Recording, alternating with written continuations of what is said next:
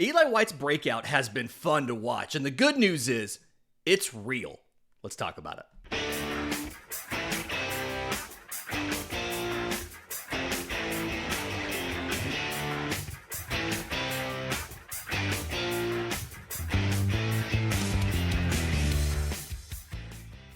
Yes, welcome on in to Braves Today for Friday, May 2nd, your source of news, notes, and updates on your Atlanta Braves. I'm your host, Lindsay Crosby. You can follow me on social media at Crosby Baseball. You can follow the show on X, Braves_Today. We have a Facebook page and Instagram as well. And you can find all of my written work, BravesToday.com. That's the Braves Today Substack, as this is both a podcast and a newsletter. We do daily podcasts during the week unless there's a day game. I learned the hard way. Don't do pods on that day because we don't have time for everybody to watch it before the show starts. But we do multiple newsletters every single day. There's the deep dive every morning. When there's a game played, we put out today's 3 things, talking about the game that was after the game is concluded. News roundups on Saturdays, things like that. So BravesToday.com, free or paid, helps the show a ton, helps everything we're doing over here.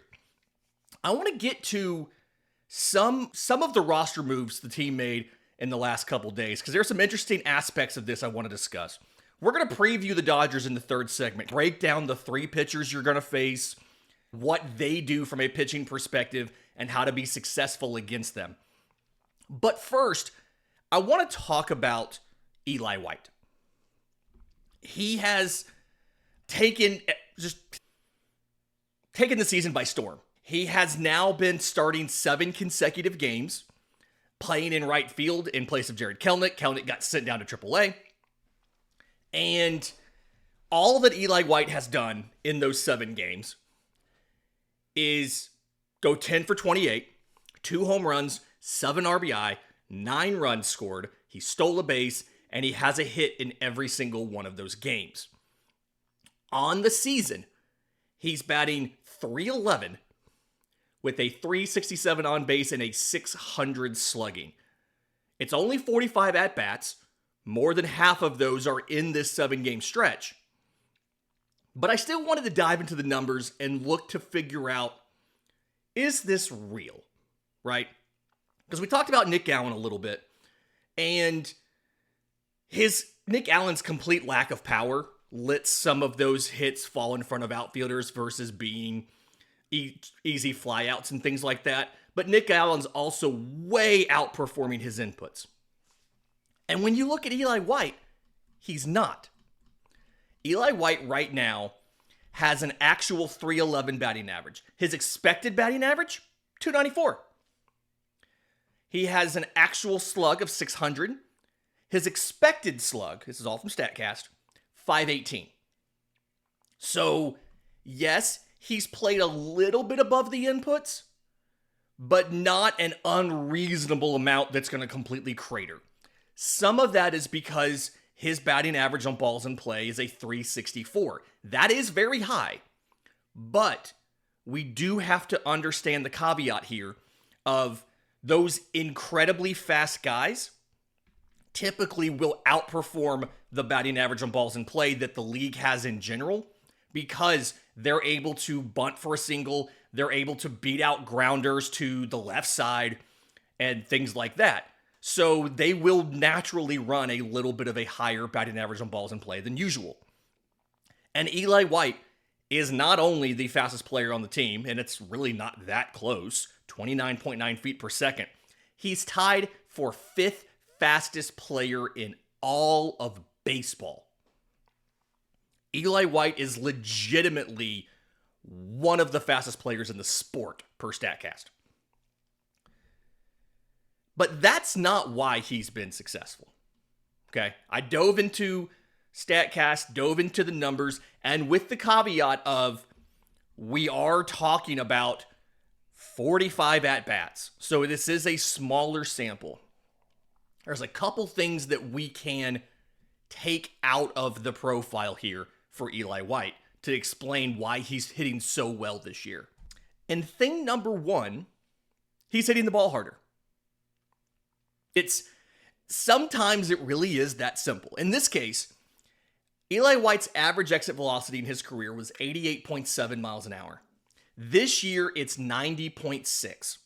And he's already put up the 2 hardest hit balls of his career at 108 plus miles an hour.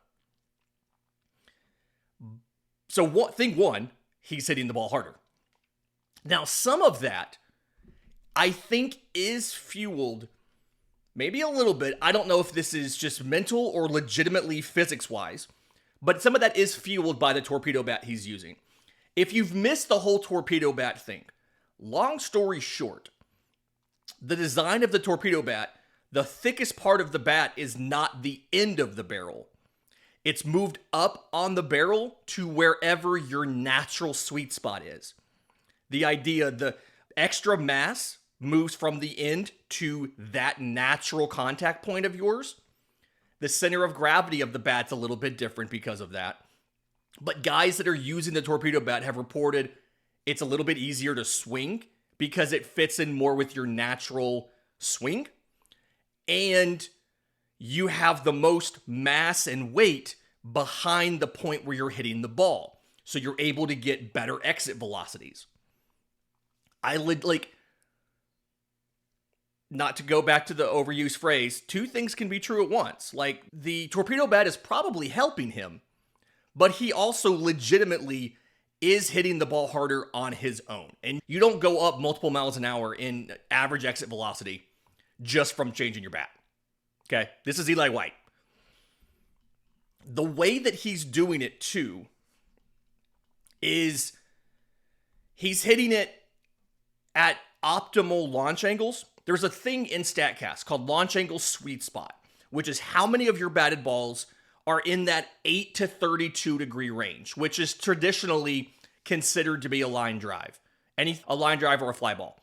Anything above 32 degrees is either a sky-high fly ball or a pop-up. Anything below that, it usually ends up being a hard grounder, right?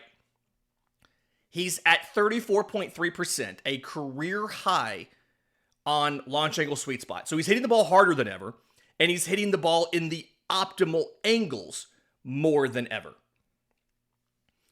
He's also making more consistent contact, okay? His career average for zone contact, so pitches in the zone that he swings at, how often does he hit them? His career average was 76.7%. The MLB average is 82% this year. He's currently at 88.6%. Now, there are a couple caveats in there. The first one is he is getting a lot of pitches down the middle of the plate.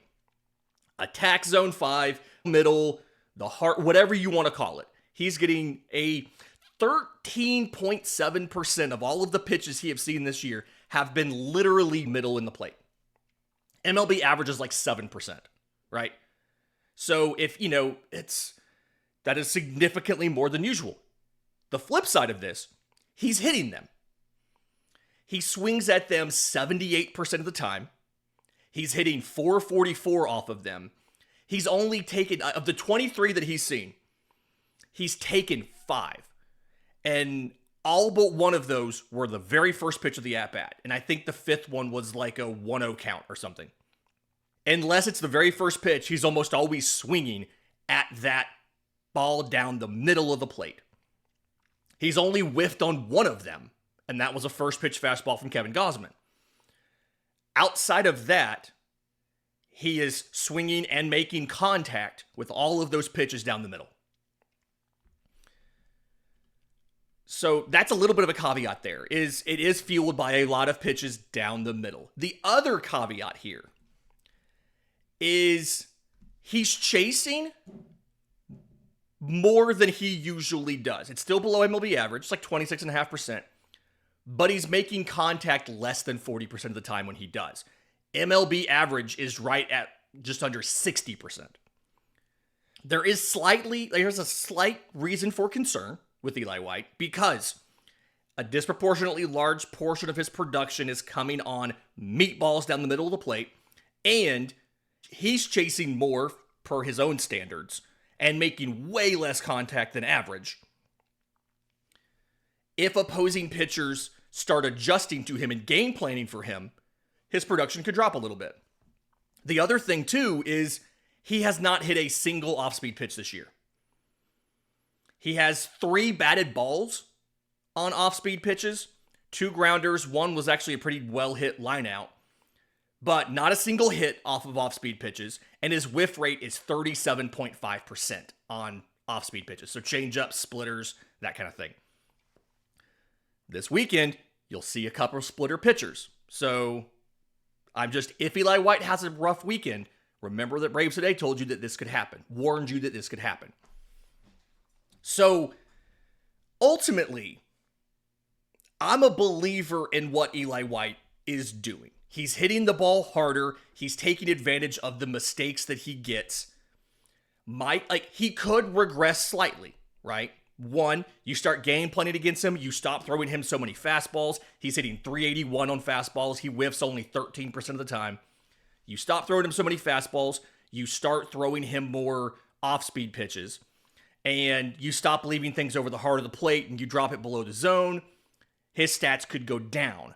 But even if they do, I still think it's going to be above average production. His expected batting average is a 294. He's not dramatically outperforming the inputs. And even if Eli White regresses from 311 to a 280 or 275, that's still a quality contributor when you factor in his really good defense and literally being one of the fastest players in baseball. I think he should steal more bases. He has 2 stolen bases in 2 attempts this year. He's done a pretty good job of adding value by taking extra bases on base hits. But it feels like the Eli White breakout is real. In just a second, let's talk about the roster moves for the last couple of days for the Braves, because they made a lot of shuffling around, bringing guys back, getting rid of guys, and freeing up 40-man roster spots. I don't know why. We'll talk about that next, right here on Braves Today. But first, today's episode is brought to you by our friends at Chinook Seedery, the absolute best sunflower seeds on the market. Anybody's ever met me in person, I always have a bag of sunflower seeds with me at all times. Today, it's Bobby Witt Jr.'s lemon pepper flavor. It's the perfect amount of sea salt. You don't get that sandpaper tongue. And it is by far the best snack. The flavors are fantastic. There's lemon pepper. There's the original. It's just a nice blend of saltiness and sweetness. Jalapeno ranch, Parmesan and pepper, hatch chili, dill pickle, cinnamon toast, smokehouse barbecue. Fantastic flavors. So here's what you can do. ChinookSeedery.com, ChinookSeedery, ChinookSeedery.com, promo code BRAVES. Get you a couple things. 1, 10% off your order. You can either buy a variety pack that is all 8 flavors. I think it's pouches like this size of all 8 to try. They'll ship that to you for free. Promo code or not. Promo code does work on that, though. Then you can just buy a variety pack case of everything, right? All 8 flavors. Or you can build your own case with just the flavors you like. So get the sampler, figure out which ones you like, and then build your own case. Again, promo code BRAVES gets you 10% off. It gets you free shipping on orders over $40, and it supports the Braves Today podcast. So again, ChinookSeedery.com, promo code BRAVES. That's ChinookSeedery.com, promo code BRAVES. Welcome back to Braves Today. The Atlanta Braves made a couple roster moves over the last few days, and I wanted to break them all down because there's more moves to come. They haven't made them yet as of time of recording. The nightmare scenario for me is going to be they make them between when I record it and when this goes up, obviously. It is about 9:30 in the morning Eastern time as I record this. But Brian De La Cruz was put on waivers out of Gwinnett and claimed by the Yankees. It's funny because the Stripers actually had to put out a new lineup on Thursday. He was in the lineup as the DH, and they had to put out a new lineup after he got claimed and had to leave to go head to the airport to fly to meet. I think he was optioned to AAA. So Scranton Wilkes Barre, he had to go fly up there. And I'm not 100%, I guess, stunned by this, When you look at, Brian De La Cruz was always a speculative ad to see if you could find the old Brian De La Cruz that hit double-digit home runs and all of that. But he was not good in Atlanta. He was not good in Gwinnett. From an offensive perspective, in Atlanta, 9 of 47, 3 walks, 18 strikeouts. In Gwinnett, 8 of 40, 3 walks, 14 strikeouts. So a 192 average in Atlanta, a 200 average in Gwinnett.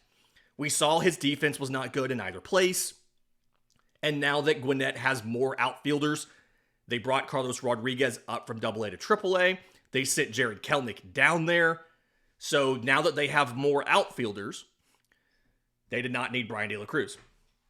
They put him on waivers. The Yankees claimed him. That made a 40-man roster spot. Okay. So there's one. They also, I thought interesting here, is Ian Anderson made it through waivers. He passed through waivers. So they sent him outright to Gwinnett. And I'm okay with this move. Some people were not happy about this. There's literally zero downside. When he was in the majors, he was making league minimum. You make more than the AAA minimum when you're on the 40-man roster. But the cost of this is literally virtually nothing. And really, you got Jose Suarez for free. So Ian Anderson can spend the entire season in AAA and pitch without any pressure of having to figure it out. Obviously, you want him to, and if he does, that'd be great. But zero pressure. He's not in the majors. He's not costing you wins or losses here. The one thing that I will go ahead and point out now is, as I understand the CBA, if a guy gets outrighted off the roster, or designated for assignment, and then outrighted to the minors, and does not come back up the rest of the year, then at the end of the season, they can elect free agency. So I do think there may be a situation where the Braves try to get Ian Anderson up the very end of the year, one game, something like that, just so that he cannot go to free agency at the end of the season. He also could not reject this outright assignment. He doesn't have enough service time. So he had to accept the assignment to Gwinnett. The next time you try to DFA him and there's an outright assignment, he can decline it. It's either once you have enough service time or once you've been outrighted once. Going forward after that, you can decline it and go to free agency. We're going to have to figure out how to work that out, but that's a problem for down the line. The Atlanta Braves re-signed Zach Thompson and Jesse Chavez to minor league deals. Okay. Jesse Chavez, people have asked this. Okay. Atlanta DFAs Chavez. He passes through waivers. He elects free agency and then re-signs a new deal with Atlanta. There is an advantage to this. Okay. If he passes through waivers and you outright him to Gwinnett and he accepts that outright assignment, because again, vested veteran, he's been DFA'd before, he can decline it. If he accepts the assignment, he is still subject to the rule of he can't come back up within 15 days unless he's replacing an injured player. But if he elects free agency and you re-sign him, he immediately is eligible to come back up. They're not doing this. Atlanta could DFA him one day, let him elect free agency, and re-sign him the next day, and then on day 3, call him back up. They didn't do that in this case. But electing free agency and then re-signing with the team allows him to skip that waiting period where he has to wait before coming back up. This is clearly an arrangement that AA has with Jesse Chavez. He's probably receiving a little bit more than the league minimum as a condition of this. And every time you go to re-sign him, maybe he gets a little bit more money. We're not privy to the contract, but this is clearly an arrangement that these two have. But something else I'm thinking about with all of this stuff is Atlanta now has 2 open spots on the 40-man roster. And I was trying to figure out what they were going to do with these. Yesterday was one of the XXB free agent opt-out dates. So I was watching to see who signed Andrew Chafin of the Tigers. I wanted Atlanta to do it. He'd give you a lefty veteran reliever out of the pen. He'd have really great hair to go along with Grant Holmes. Those two could play catch and exchange hair care tips. He ended up signing with the Nationals. But I was hoping that Atlanta would be able to get him. So it's possible that was one of the things that they were working on by making the 40-man spots for Brian De La Cruz. I do think Craig Kimbrell is going to end up getting one of those 40-man spots. I do think sometime soon he will be in your pen on one of those 40-man spots. The other, I'm still trying to figure out where it goes. Ronald Acuna Jr. is on the 40-man roster, right? He's not on the 60-day IL, which means he is using a 40-man spot. Is it possible that they sign somebody? Maybe. There are guys who had opt-outs. I don't know. I haven't yet seen if they opted out. Shintaro Fujinami is a reliever I've asked for a couple years now. Eloy Jimenez had an opt-out. I don't think he took it, but I do think Craig Kimbrell gets one of those spots sometime soon. The other one, it may be to add a reliever, right? Hayden Harris. He's pitched 8 games in Double-A. Lefty reliever, lower velocity, but it's super deceptive and nobody can figure out what's happening here. 10 innings pitched, 1 hit, no runs, 2 walks, 16 strikeouts. Now, granted, that was in Double-A, but we'll see if that can translate, right? Dylan Dodd, by the way, on the 40-man roster, and I think we figured out why, because when you take out his first relief appearance, he gave up 5 runs in 2/3 of an inning. After that, 5 innings pitched across 5 games, 4 hits, no runs, 1 walk, 9 strikeouts. So I do think they would love to get a third lefty in the pen. Dylan Lee is one of your higher leverage guys now. Aaron Bummer's your fireman. I do think they'd love to get a third lefty. Dylan Dodd could maybe do it. Again, Jose Suarez was that third lefty. Maybe they want to bring him back up when that time is up for him. Maybe they want Hayden Harris. Again, I would have liked Andrew Chafin if they could have grabbed him. So I'm curious. Watch those open 40-man spots, right? The Braves may be going out and grabbing somebody on a free agent deal, making a minor trade, something like that. Kind of be mindful of that. In just a second, let's get into this Dodgers matchup because these are some really interesting pitching matchups. I each of these matchups for aesthetic reasons, and let's talk about what to expect from those pitchers. We'll do that next, right here on Braves Today. Final segment of Braves Today. Lindsay Crosby breaking down the upcoming games over the weekend. Braves versus Dodgers in Atlanta. I want to make sure I say it on the show. I talked about this back in February. This series was Ronald Acuna Jr.'s target to get back on the field. His personal target. Unless they surprise us and activate him without any rehab games, he's not going to hit that target. But this was his original target. Frustrating that we've not heard any news after he got cleared by the doctors as far as what's going on. As far as we know, he's still in Northport. He's still doing cutting drills, playing the outfield, like all that kind of stuff, outfield drills or whatever. I would have thought he'd have been on a rehab assignment by now. He's very clearly not hitting this goal tonight unless they're going to activate him without a rehab assignment.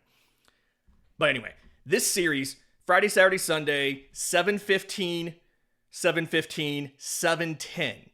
3 different broadcasts on 3 different days. The standard FanDuel Sports Network on Friday night, national game on Fox on Saturday, national game on ESPN on Sunday. Tonight, Yoshinobu Yamamoto versus Grant Holmes, 2 dudes that throw a bunch of pitches. The thing to know for Yamamoto, okay, 4-seam, good velocity, 95, 96, right? Splitter, curveball, cutter, sinker, slider. Okay. The first 3 pitches are what he throws the most. Again, big splitter guy, big off-speed guy. Watch Eli White maybe struggle a little bit on this one. But the way that he uses these is if you are a lefty, Four-seam, splitter, curveball. Little bit of cutter. You will almost never see a sinker or a slider. He's thrown one of each to all lefties he's faced this year, a grand total of one of each, okay? So four-seam, splitter, curveball, cutter.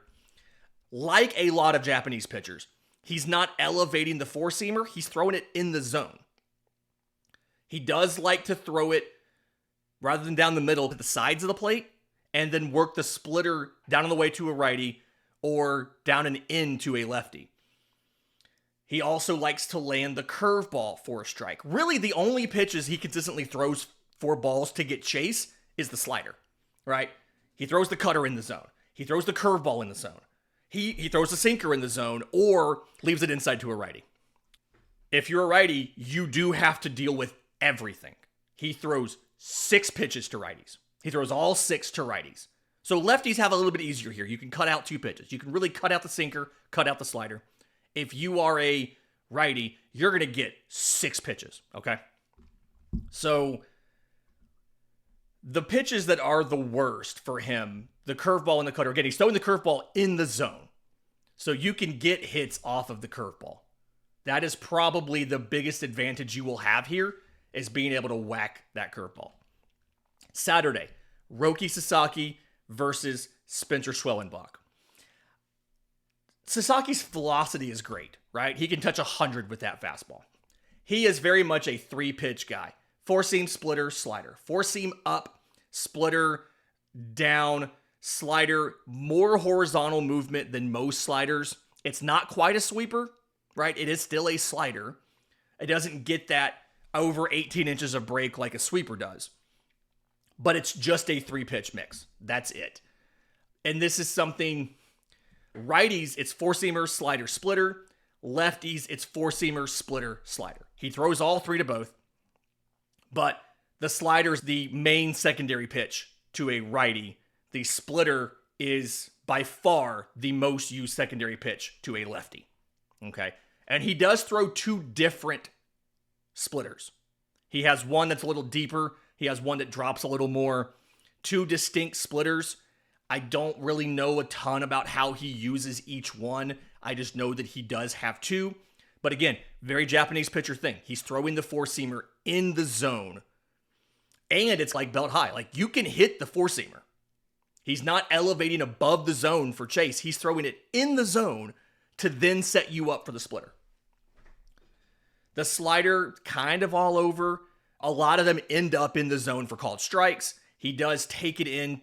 He does take it inside as well, but a lot of those sliders end up in the zone. So again, another pitch that you can hit. You can make contact against these guys. They're giving you pitches to hit. You just have to, 1, pull the trigger, good velocity on these fastballs, and 2,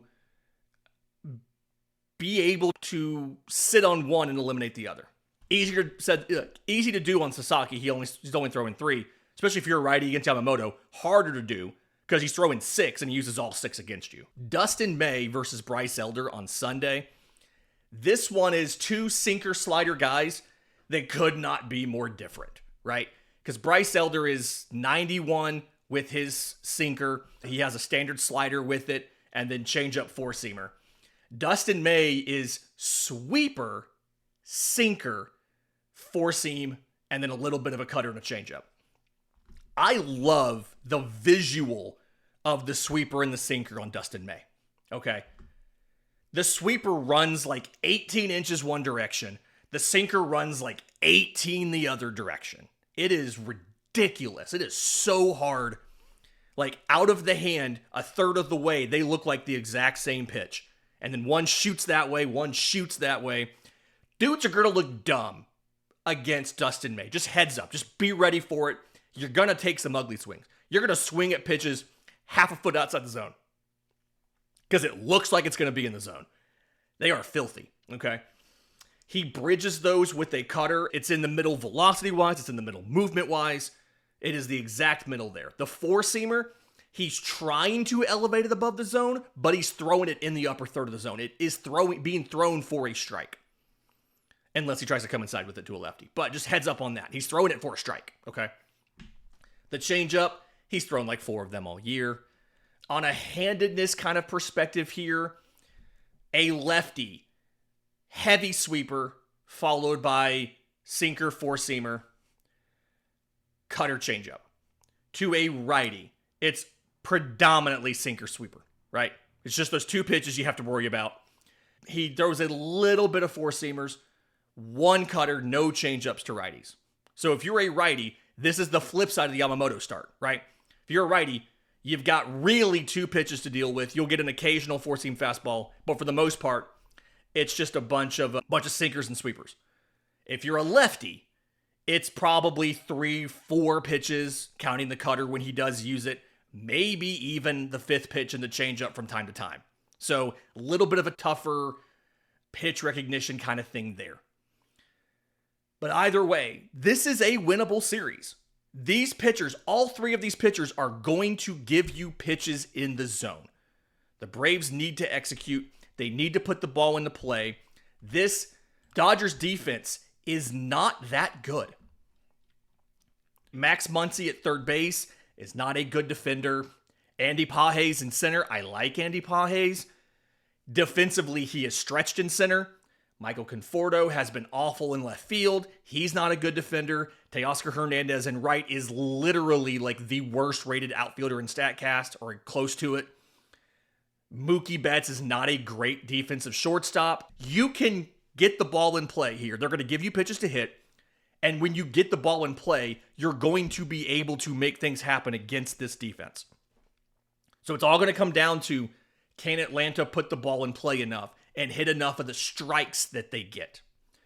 The Dodgers are also missing quite a few guys out of their pen. They literally have 5 relievers and 7 starters on the injured list. So yes, they still have a really good back end. Tanner Scott, Kirby Yates, old friend Kirby Yates. Should have picked up that option in Atlanta. Alex Vezia. I like Evan Phillips. Always have liked Evan Phillips. Ben Kasparius is a middle to long relief guy. But there's some gettable guys in this pen as well. Jack Dreyer, Luis Garcia, Yuendris Gomez. Like, those are gettable guys. This is a winnable series for Atlanta. I don't think a sweep is likely either way. This could go 2-1 Atlanta. This could go 1-2, 2-1 LA. I don't know, but this is a winnable series. Your offense will have opportunities to put runs on the board. The question is, can you get enough hits and enough balls in play to do it? This has been Braves Today for Friday, May 2nd. Do us a favor. If you're listening on audio, leave a 5-star review with some kind words. Apple, Spotify, Google's, whatever podcast thing they do now. If you're on YouTube, subscribe to the channel. Hit the notification bell so you know when we drop Monday's episode. Also, BravesToday.com. For your paid memberships, help us out a ton. Until next time, this has been Braves Today.